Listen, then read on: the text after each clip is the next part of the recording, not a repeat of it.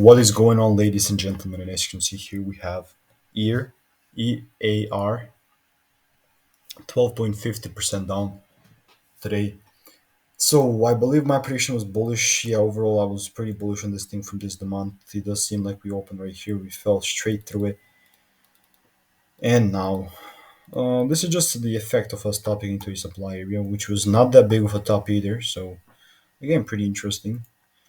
Daily time frame, this is how it looks like. So, overall, daily, we're still in this bullish range. So if this ever comes into these the month areas right in here, we might see some bullish action, but overall weekly is bearish and all that. So yeah, I mean overall in the lower time frame, I'm going to be considering bullish upside moves and all that. So no worries about that. But overall,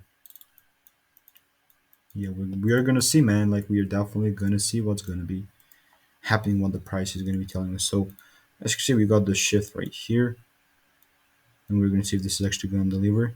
If it wants to continue to go bullish for me, it will have to break above this high. And this area is around 315. So yeah, I'm gonna leave it like this. Have a wonderful day and goodbye.